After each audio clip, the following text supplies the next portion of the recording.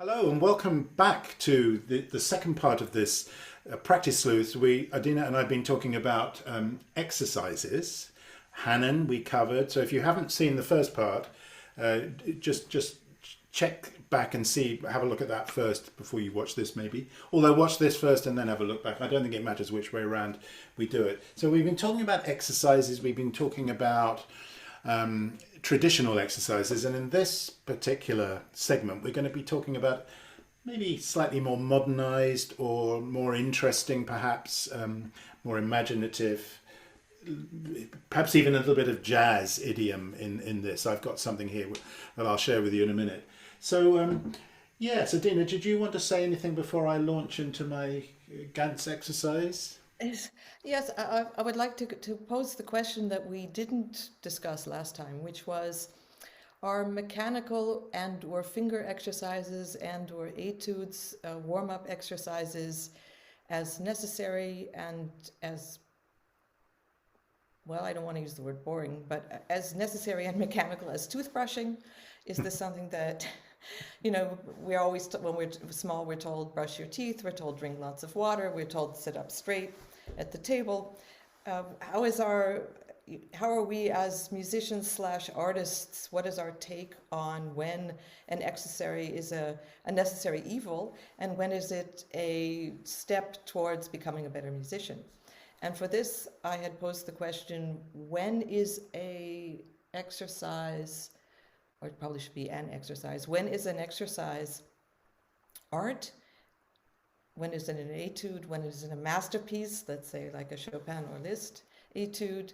And when do we say, oh, that's something outdated, as in what we discussed previously about Hanon? And you had an interesting idea about this, Graham. I would like to hear that. Yes, well, for me, an exercise is something very short. It should be very much to the point, easily memorizable, and just a contraption to either warm up or to develop a particular technical skill or a technical awareness. Whereas a study, of course, is a piece of music. It's got formal organization. It's got modulation. It's got some sort of structure that just makes it more musically or artistically interesting. And then, of course, you've got the big artist etudes like Chopin, Liszt, which the listener wouldn't necessarily need to know anything about from the technique point of view. I mean, I've got one of mine at the moment doing the Campanella of Liszt. And of course, the technical challenge of getting from that high D sharp down and various other technical challenge is there for the pianist, but the music itself is quite straightforward, simple if you will. It's just a little tune with a kind of firework display. But I do have in front of me this book, which I really like, and I flash it up here. It's called The Russian Piano School, and it's translated and edited by Christopher Barnes. And the chapter here that I'm looking at is by Samuel Feinberg, legendary figure, and the chapter is called The Road to Artistry, in which he talks about exercises.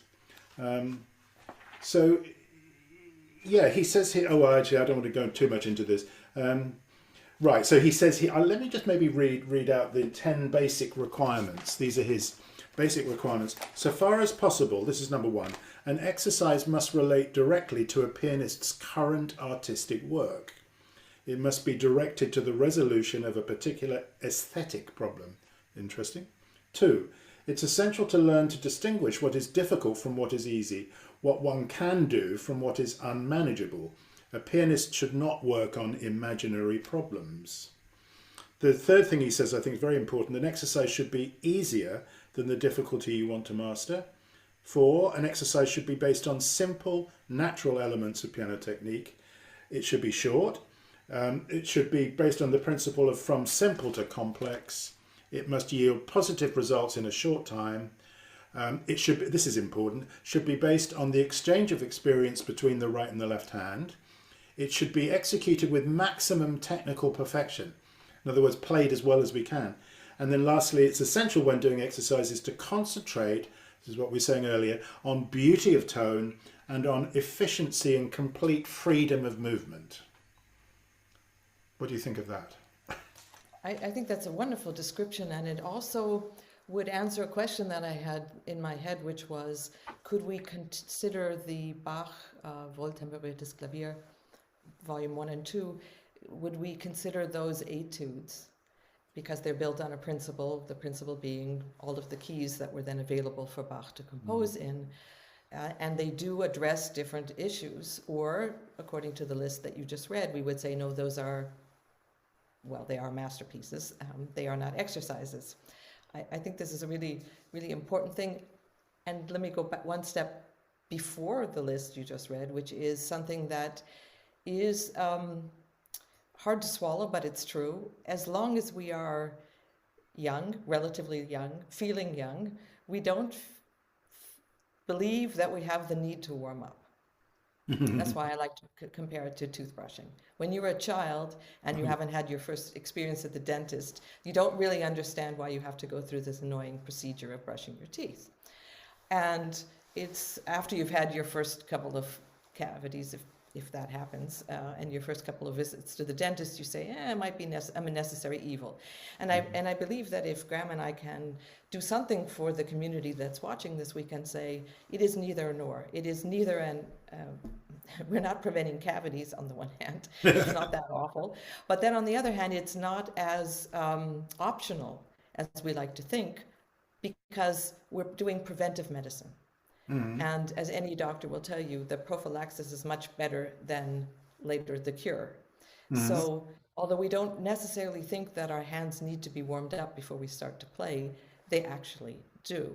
Now, it's not just the hands in terms of the mechanics of the fingers, it's also that our brain, our ears, our mind, our creativity, all of these things that we believe should be infused into whatever we do, whether it's called an exercise, an etude, or a piece of repertoire, needs to be sort of warmed up. We need to put the pot on the stove and light the fire underneath it. And if we are successful with these 2 sleuth sessions, then we will give people a chance to say, okay, well, it can be just as interesting as working on my pieces. I just have to take a moment, step back, and make choices. And the sense of choices, let me ask you to show us what you've brought from the more modern sense of what an exercise is. Yes. Well, maybe I should start with something that's not quite so modern as the next thing I'm going to show you, but I particularly like it. And this is Rudolph Ganz. Now, I don't like everything in this book. It's called Exercises Contemporary and Special. You can't buy this, but you can get it online. And then what I did was sent the PDF to a printing company, and they a couple of days later sent me back the thing. So on page 33, he has what he calls 3 before concert warm-ups. And if I just illustrate this first one, I think you can see clearly enough. There's 2 elements of polyphonic.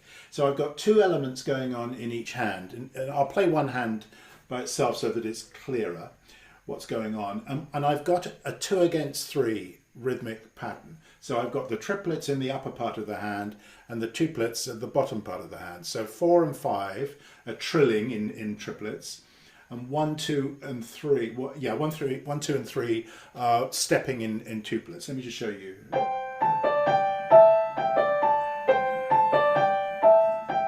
Minor, dominant, in the next key, and then to B. So what he does is he writes out the first few, and then there's a little squiggly line that says etc., meaning that we have to go down through all the keys until we get back to C major again, meaning that we have to have understood the design of this little exercise or warm-up, or whatever you want to call it. So it's not just a physical exercise. It also we have to know our keys. We have to know what I say it was a dominant. It actually doesn't function as a dominant. The last one. So we've got major. Let me do it more beautifully. Minor. diminished. Now B major, B minor, diminished, and then etc. Now in B flat. So I'm sliding down a half step with each, progression. But as you can see on the exercise itself, it's just got a squiggle at the end, meaning that you've got to use your brain. That's telling you. I don't know what you think of that. I find that wonderful. It's a bit stretchy for a small hand. I wouldn't recommend it for a small hand, nor for a beginner, but for intermediate, upper intermediate, advanced, I think it's very good because I'm very mobile, and I'm hoping that you will have heard contours in the sound. I'm not playing mechanically. Actually, if you hadn't said who it was, who had written it beforehand, I would have guessed, oh, this is an unknown piece from the Impressionists, so someone Debussy or Ravel, because it has that sort of tonality and texture to it. I immediately saw colors and pictures, and I think this is an extremely good example to start off with, because exercises should not be about reading the notes on the page. They should be about listening and feeling. Yeah. And in order to get, or I could also say it's about the doing, not the reading. So you read that until you've got the system in your head, and then you're doing the transposition, or you're doing the sequences and continuing on. And I believe that this is training extra features of pianism, if that's a word, of musicianship, which is, although classical pianists don't tend to improvise as much as they should or could or would, it's important to do this kind of exercise, which is a low-level anxiety way to figure out what improvisation actually is. Yes, it could certainly help with that. Could certainly be a tool in that department. He's got variants where the triplets then go into the lower voice. And there are some really interesting exercises in this book, but I think he had a bit of a fixation on the power of exercises. He seemed to think that the more exercises you did, the better your technique became. And then maybe there's a grain of truth in it. But before I close this book, I wanted to just show you the special exercises by Émile Blanchet. Now, what's interesting to me was I've been doing these for some years, and I switch on YouTube the other day, and there's Marc-André Hamelin actually doing this very exercise that I wanted to move on to, which is originally by Blanchet. The original is again a polyphonic exercise for the left hand, where we've got, well, let me just play it.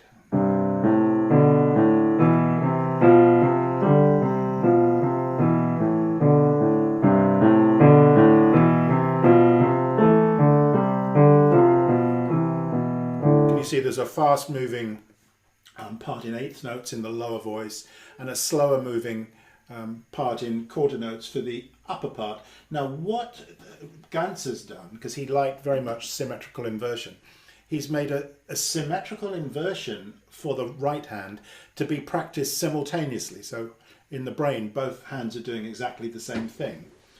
And I start way out, so high in the right, low in the left. And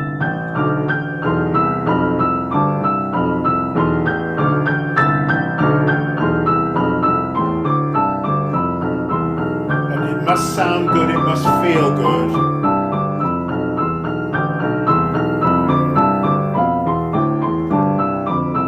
And so on until my hands meet in the middle.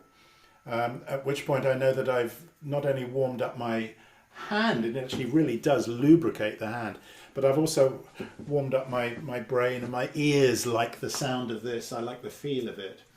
So I'm a great believer in these symmetrical inversion jobs. Do you want to do one of yours? Here's a question for you, Graham. When you practice that, if you weren't recording it, so you weren't looking into the camera and looking at me, where would you be? Where would your eyes be? Would your eyes be on the score, or would your eyes be on the hands? No. When I learned it, I tried to get off the score as quickly as possible, and it comes down to understanding the pattern. So it's literally, pattern recognition.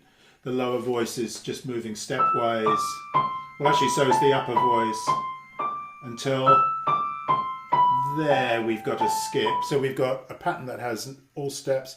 Then he introduces a skip, which allows the pattern to move up or down. And then the upper voice again in threes.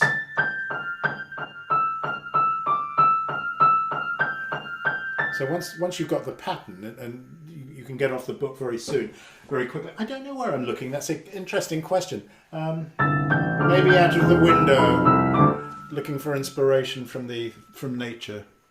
Well, any answer is interesting because the basic answer was not at the score, and my point was that this is one of the great, maybe lost arts of practicing the piano, which is to not look for the recipe, the score, the instructions, but to listen to yourself, to feel what your hands are doing, to imagine what the sound is creating.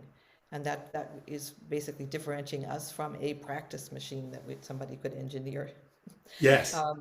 So the brain work, maybe work is the wrong word to use here, but the brain energy that we're investing should not be in reading the score. And many of these exercises look much more difficult than they actually are because they've been written out. And of course, there's a marketing angle to that. People have to fill pages in order to to make the book thick enough that people will feel like it's worth the price that they're charging. But this is one of the great things also about having a real life human piano teacher, is that you can be introduced to exercises that you don't necessarily have to write out.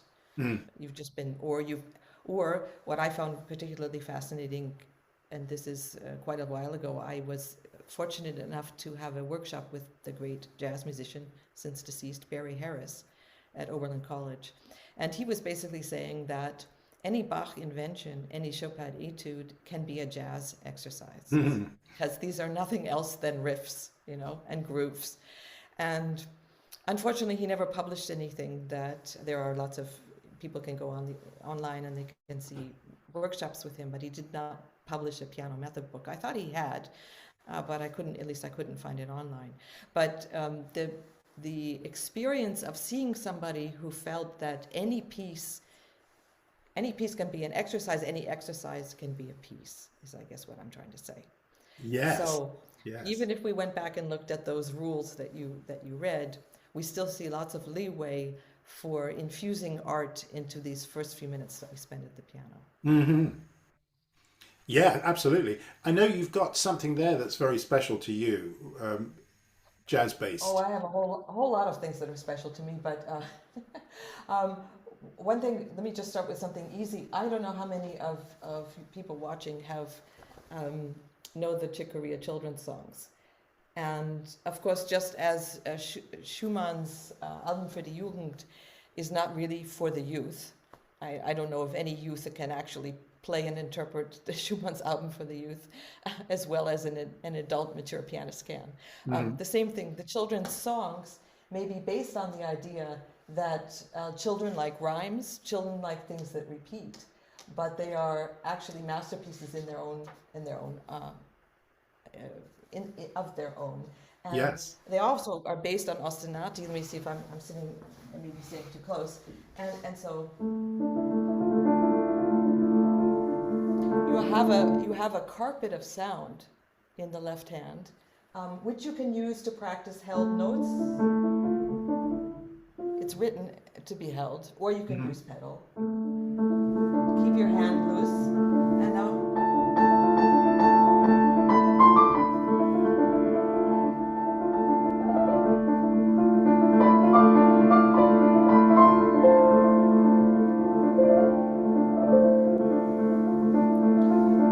So I did not play what's written there, because if you listen to his recording, he vamps and he improvises. Okay.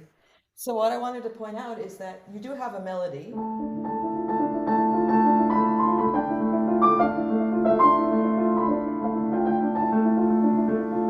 But you can play anything on the white key and it will sound good with this. And so I just wanted to say there are ways to warm up the hand, warm up the brain, warm up the ears that may not say exercise on them, but are just just as interesting. That was, Well, more so. I mean, that's fascinating. That's a real sort of atmospheric texture there, and right. engaging. I mean, who would not want to play that? Right, and all of those, I mean, they're all based on an ostinato of more and less difficulty. But you know, there are so many wonderful etudes. I'm looking at a selection way back in the days when there used to be an Iron Curtain. Those of us from West Berlin who visited East Berlin had to exchange a certain amount of West German marks to get East German marks, and the only way you could spend them was you couldn't even spend them you couldn't eat enough to spend them in one day, but you could go to the bookstore. And so I bought this for 4 East German marks, which is probably today the equivalent of $1 or €1. And it was it was printed in Leipzig during the time in which the Iron Curtain was up. And it's a collection of exercises. And here I discovered Isaac Burkovich, whom I didn't know before. And I used to use these also for my students, because even though these are basic, I mean, here you've got a chord, right? So you've just got a broken chord in the left hand that you're playing in the right.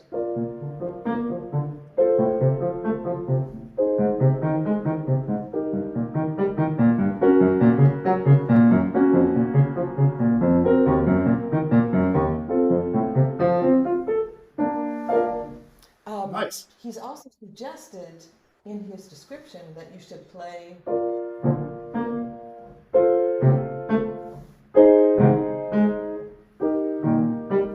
and I thought that was terrific, that I didn't have to sit with the student and explain how an exercise could be altered to make it interesting, or to make it to block the chords, to create the patterns.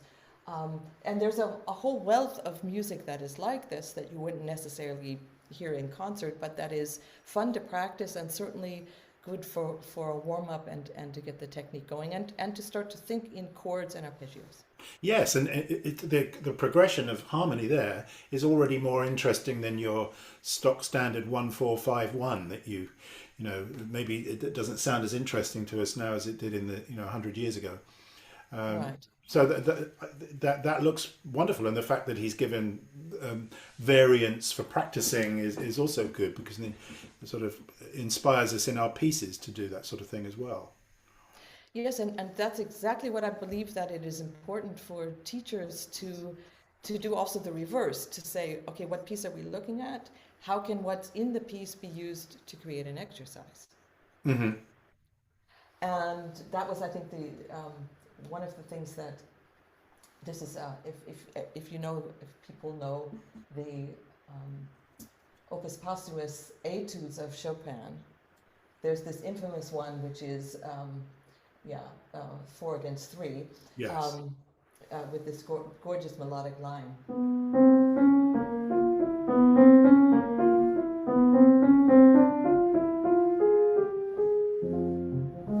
It's one of the most beautiful pieces on earth, right?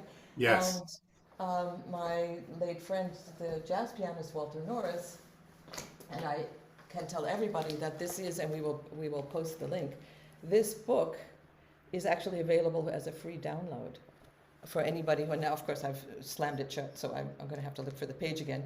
Essentials for Piano Improvisers by Walter Norris. And what he has done is he's written out some of the things he did when he practiced hours and hours and hours again. Oh, that's wonderful. That's wonderful. And it starts on page 39, I see, and it goes for many, many pages, where he's written out his ideas of how this particular piece could be adapted to be an exercise. And I see there's just polyphonic rhythmic patterns for finger coordination, and he's just basically going on and on and on about how you can use this, and so some of these are he's re-rhythmatized. Here it says African triplets in a 12/8. Oh, he's taken the sounds exotic. first line, and he's changed this into an African rhythm and taking it off the basic 4 against 3 that we have probably from Hungary. I'm not the expert on rhythms. And then he's even slowed it down and all kinds of exercises. So this is another example of, you can take basically any piece, whether you're Barry Harris, Walter Norris, or you're Graham Fitch, you can take any piece and you can say, let's make this into an exercise. And this is, of course, important for students that we know seem to have an aversion towards things that aren't music. Even adult beginners, I've had this before, where they don't want to feel like they're being sent back to school. So they don't want to feel as if they're the ones that have to do exercises, and yet you can say, hey, there's a whole world out there where you can take one of these lines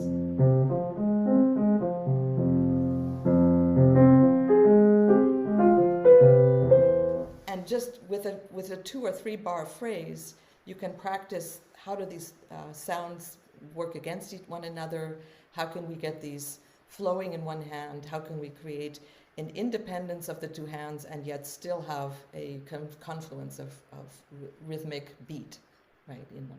Fascinating. I'm going to have to look at that. You did send me the link and I did open it, but I haven't looked at that particular part of the book. So that sounds like it could be amazing. The other thing that's in this book, and I'm sure that people watching this have heard of this before, is that, and it's not from Walter Norris, it's from the Russian school. Again, we're back to the seat of modern piano pedagogy in Russia, which is the displaced accents. And he does write out how you practice displaced accents, and he's taken the effort to explain, maybe he thinks it's going to go up in a space capsule and land on Mars and future generations are going to open it up and say, oh, this is what displaced accents are. Maybe, Graham, in one of something you've got there, you can demonstrate how displaced accents work, or counting something in 5, or you want me to do it? Well, yes, I've got some very interesting exercises. But just before we move off the subject of Martians, I'll never forget listening to a fantastic masterclass of George Sebok, speaking of Hungarians, the great Hungarian pianist and teacher, who, his first comment after this person had played was, but you're playing for Martians. Martians would understand it at that tempo. Human beings, you need to spell it out a little bit more. You need to slow it down a little bit. You need to show us. And I've never forgotten that, when we get to know a piece well, we forget that other people who are listening to it might not know what's going on in that bar. So yeah, what I was going to would like to show anyway, is this book by Claire Fisher. Now, Claire is a guy's name, believe it or not, and it's called Harmonic Exercises for Piano, and he was a jazz pianist. So, there's all sorts of interesting harmonic progressions, but the one I wanted to show, warm-up exercises, again, it comes back down to this polyphonic within the hand. We've got 2 elements going on. So first of all, he gives us 7th chords.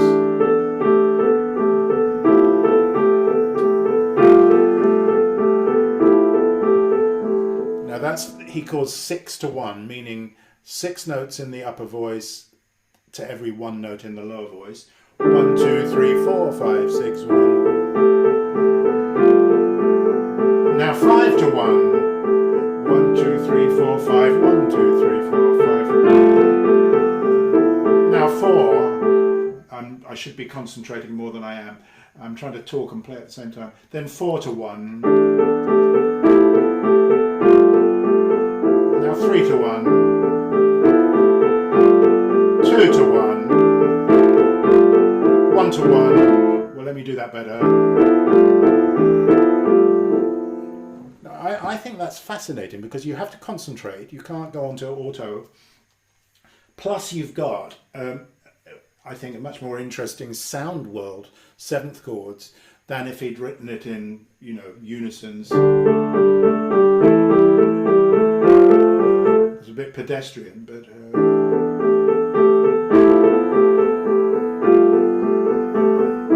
So that's one exercise that I like out of his book. But if I open up, there was another one I liked very much, well, many of them actually.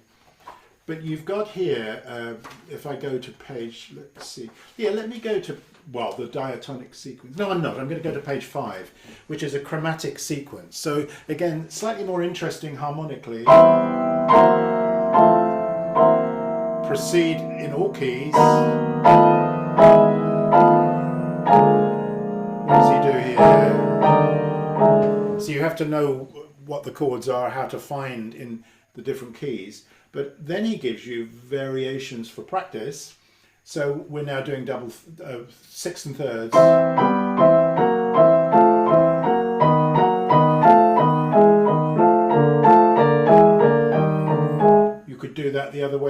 could start off with the middle notes.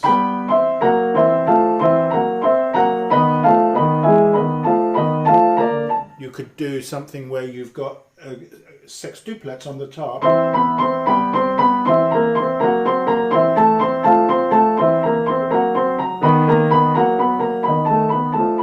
Put the sixes underneath.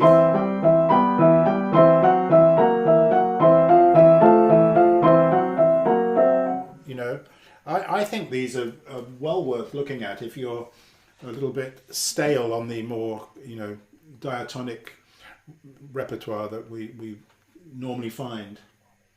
What do you think of that? And I think these exercises would be very interesting also if you played them instead of in an even meter, if you played them in a 3 or a 5. Swing them. Yes. So I remember a series of auditions we had at the university where we were looking for a teacher for elementary music education. And after, I think it was well into the second day of auditions, I said to somebody sitting next to me, the first person who comes up with a meter that isn't 4/4 is going to get my vote. And sure enough, the colleague that got the job did show up and did something in a rhythm that was much more interesting. Yeah, there you go. So this is something we also need to involve in our thinking, and that's why I was talking about displaced accents. You know, we need to, I'll never forget, Walter told me about, he had to play the Appassionata, I believe, as his final exam in Manhattan School of Music, and he woke up in the middle of the night and said, I haven't practiced it in sevenths. And he went back and sat down at the piano and counted to 7 in every measure and put the accents on the sevenths, then went back to bed, woke up, played the exam, and of course it was fabulous. But there are people that, that just bloom when they change the rhythm. Yes. And I think and even in today's society, I read a study, okay, this is maybe 10 years ago, but it said that 70% of the music that German youth listen to is not of the German culture, so meaning it's international. Mm-hmm. So we're listening to all of these rhythms, tonalities, polyphonic rhythms, polyphonic voices in our regular listening, and yet when we come back to exercises, we should make sure that we're not sort of having a vanilla with chocolate sauce, but we need to have some other flavors in there. Yes, absolutely, because I think people glaze over when they look at the standard fare, which are usually very old. They're not interesting. They don't. I mean, I was looking at some Czerny before. I've got it somewhere here. It's. I struggle to get interested in it. It's just chords 1, 4, 5, 1 with maybe the odd chord 2 thrown in. So you get 2, 6, 5, 7, 1 harmonic progression. But there's nothing more interesting than that. So I wonder if that's going to hold our attention these days. I used to use, instead of using a piano school, volume 1, 2, 3, and 4, I used to use the Bartók Mikrokosmos as an exercise book, or as a repertoire book for adult learners, because it starts out with, visible, you can see what you're playing, but it already starts out interesting. To come back to your point. Let me just go back for a second, because when you said Chebok, you're reminding me of instances when I witnessed him also in Berlin. And I thought he had also magic. I mean, it wasn't just the pipe, which of course always adds to the mystique. Yes. But he would listen to somebody play a Liszt sonata or whatever, and the student would do their very best, and he would finish, and then he would say, okay, play it again and think of the color blue. And at the time I thought, oh gee, that's kind of a cheap trick. But with time, and with my own teaching, as my own teaching progressed, I realized, to come back to your Martian image, we do need to get outside of ourselves, whether we're working on an exercise or whether we're working on a piece, and bring something fresh into it. Absolutely. And whether it's a color or a rhythm or an emphasis or a pedal or a transposition, those are things that keep us alive, keep us awake, and keep us learning. Yeah, absolutely. No, this is fascinating. This is coming up a lot in various it's synchronistas, because I'm hearing this elsewhere as well, just at the moment. But I wonder if I could share one other thing. We've probably got time for one other thing each. I've got, where is it? Here it is. Now, this Reflective Keyboard Studies by Vincent Persichetti. what I think is wonderful about these is that they're all based on the idea of symmetrical inversion. So if we just quickly, for those that may not know about symmetrical inversion, the keyboard is symmetrical from 2 points, A flat and D, meaning that if I would play a contrary motion chromatic scale and go outwards, I'm creating exact symmetry one hand to the other. So when I play a black note in this hand, I'm playing a black note in this hand. When I play a third finger in this hand, I'm playing a third finger in the other hand. When I play a half step, I'm playing a half, etc. It's an exact mirror image. You can also do that from D. So D's always coincide, A flats always coincide. Then the other notes map onto each other. So an A always maps to a G, a B flat to an F sharp, or an A sharp to an F sharp, if you will. So what the point of that is this. Well, let me so the idea is that there is whatever we're doing in one hand, we're replicating in the other hand simultaneously. So it shows up. Let's say we can use it for memorization. Say I've memorized a passage in my piece, but I want to make absolutely sure. I can make a symmetrical inversion in the other hand.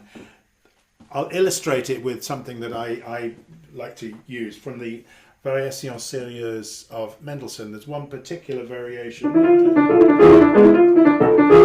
where there's a spot in the right hand that particular point when I was last practicing it I was struggling with. So what I did was I found the exact symmetry in the other hand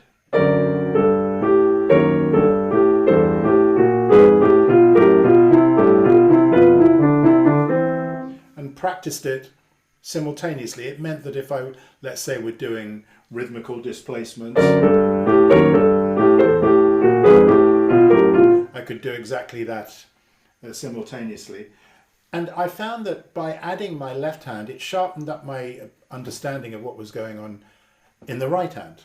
So that's a very long introduction to the first of these reflective keyboard studies. I can show you, I'm sure this is all right for copyright, only showing one page. This first one here, so everything that's happening in the one hand is reflected in the other. So it comes out sounding like...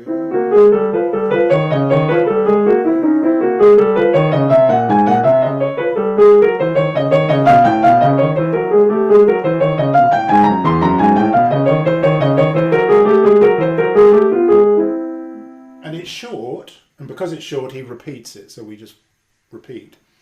There's a whole book of these, and by doing selected, we don't have to do the whole book, by doing selected numbers from this, again, we can use the skills that we're developing in these exercises to form other exercises in our pieces.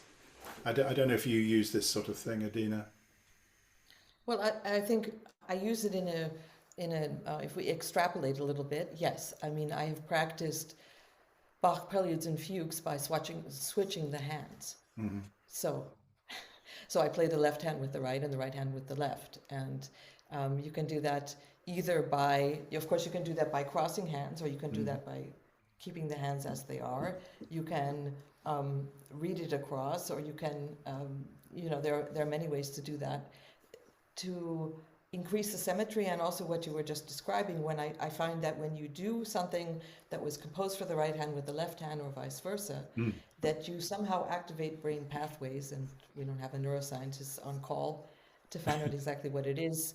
And they've gotten away from this idea of the two halves of the brain have two different functions, and they're finding out much more that they're connected through the corpus callosum and are interacting much more than one originally thought. So yes, we're not so much left with the analytic brain and the creative brain. But there's something about reconstructing the piece for another hand with this reflective view of it that is activating some neurons in my head that makes it afterwards easier to play, if only for the fact, and now I'm back to Walter Norris, that by increasing the difficulty of something, you make the normal easier. Yes, absolutely. And I think that's a lot of what we're doing in our practice is posing challenges that make it a little bit harder than it will eventually be. And having gone through the process of mastering that step, it makes the original not only easier to play, but we understand the original better because we've not improved on it, but we've altered it, changed it in some way. Yeah. Well, Right. And would be this similar of singing the melody of a piece and only playing the accompaniment. Anytime you're doing something with material that keeps you in a musical vein, but also exposes maybe the skeleton of what's going on in a different way. And when you put it all back together, when you assemble, I'm mixing metaphors, but it doesn't matter. When you put all the puzzle pieces back in together, you understand each individual piece all that much better. yes, yes, absolutely. Well, And for those who are listening, understanding is not necessarily meant in a cognitive way. It's meant in a sense of feeling, emoting, hearing, sensing, just having a multi-dimensional feeling for that piece that you're playing, or that piece of the piece you're playing. I love that. Yeah, absolutely. This is so important that otherwise people end up just repeating, and they habituate and they don't find anything new. They get stale and they don't necessarily get better because they're just droning on with the same thing. So just rediscovering the piece. Yeah, I find that one of the most challenging things for myself is singing the melody line or a melody line while playing the accompaniment. Very, very challenging. Yeah.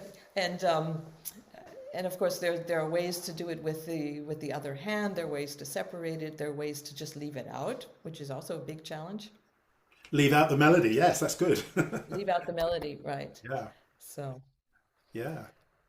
Well, we've really basically only started to ask the questions. I have the feeling as if there may one day be a part 3. Look out for part 3, and if you are watching this on YouTube and you would like to leave a comment or ask a question or even give us a suggestion for what you would like us to cover in the Practice Sleuth, leave a comment below. Don't forget to do all the like and subscribe business, of course. And then we will look at your comments and get back to you, hopefully, we're in a future Practice Sleuths episode. But all that remains for me to do is to thank Adina so much for your wonderful input and thank you all for watching. I don't know if you want to sign off with a bon mot, Adina. Well, let me put it this way. Next time, I promise when we come back, I would like to delve into some of the wisdom of Leonard Bernstein. So let me just say that's a coming attraction. Okay. I'll leave that as a teaser. And thank you, Graham, for all of your suggestions. I believe that in this case, the sum of 2 parts is creating a bigger whole. And yes, I think it is. It's a real blast. So. And we never know where we're going to go. This is all kind of unscripted. So this is all brilliant. So thank you so much for watching, and we will see you again very soon.